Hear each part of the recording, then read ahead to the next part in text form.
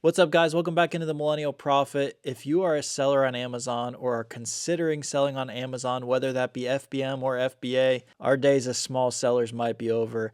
Amazon is absolutely strongholding small sellers and favoring the big sellers and the big brands. And I'm going to tell you how. So basically, in this last week, all of these brands, starting with Nike, have come out and are giving these notices via email to everyone. So it all started off with Nike sending this: "Hello, to ensure a safe and trustworthy shopping experience, we are implementing additional qualifications to sell Nike products given the sensitive nature of these products.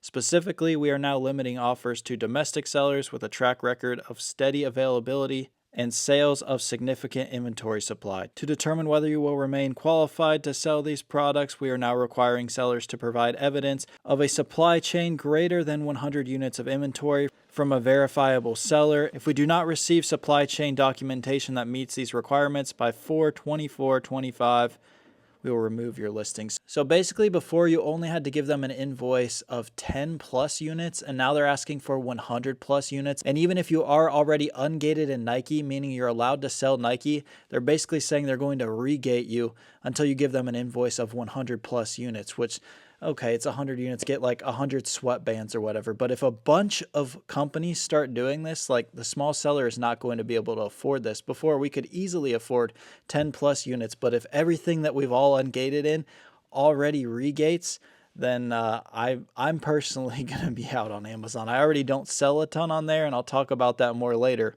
But if a bunch of brands start following suit and doing this, it is absolutely going to collapse the smaller seller. So why is this happening? A lot of these brands are actually running monopolies on Amazon, so they're actually going on Amazon and selling themselves. Nike is starting to sell a bunch of their own stuff on Amazon, as well as Amazon sells a lot of Nike stuff.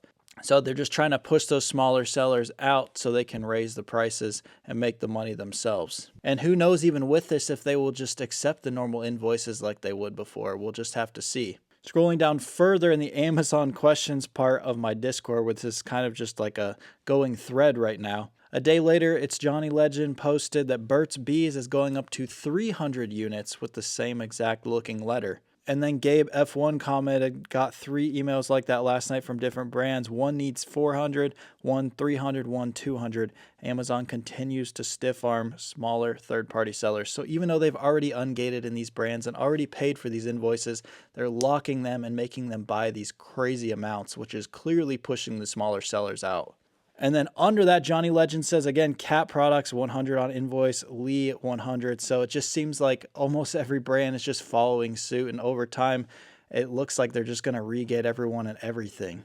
And that's where I told people this is where eBay comes into play, because even if you sell a lot less on eBay with low returns and higher margins on there, I'm actually able to make more on eBay doing like 300,000 a year than if I were to do like 1 million on Amazon. So it's really less work, even though you have to ship the product yourself. Whereas if you were doing FBA, it just, you get lost in a lot of those costs of doing FBA and the returns and people breaking your stuff and FBA losing your stuff. So that's why I just recommend people going to eBay, and eBay is going to get even bigger with things like this happening. People are going to have to find another platform to sell on. And after I said that, I actually got a couple comments basically confirming that. So Gabe said, "Last year I was sourcing 60% for Amazon, 40% for eBay. And this year I switched to 20% Amazon, 80% eBay, and I'm making way more sales and feeling way less stress. If it wasn't for how good Q4 is on Amazon, I would have dropped it completely by now." And that is very true. Q4 is crazy on Amazon. I really don't sell a ton on Amazon. I source for eBay, and then if it's on Amazon and I'm ungated, I will list it there. And I agree, Q4 is fantastic for that. You just don't want to put all your eggs in one basket. If you put all your eggs in the Amazon basket and they start strong arming smaller sellers like this, you're going to be hosed. I got a lot of my eggs in the eBay basket, but I've got them sprinkled in Amazon, Mercari, Poshmark, Shopify, all different places, because who knows, eBay could pull the same crap. You always want to have multiple streams of income and multiple ways to make money in this business. And then Dane actually commented on this as well. "I saw this firsthand when I went from Amazon doing 150K a year in sales, slowly switching fully to eBay. I did about 60K in sales on eBay and saw even more profit. eBay doesn't have all the sourcing software needed and all the other fluff needed to be successful." That's true. Like eBay, you literally just need the eBay app and you can check sell-through rate and everything on there. You don't need to get SellerAmp, Jungle Scout, keep any of those tools. It's strictly all in app. So yeah, you're definitely going to sell stuff faster on Amazon. I'm just saying don't count out eBay if you haven't given it a chance, because these people right here are telling you also, it's not just me saying it. There's a lot of other people agreeing that you can actually make less sales but make more money on eBay.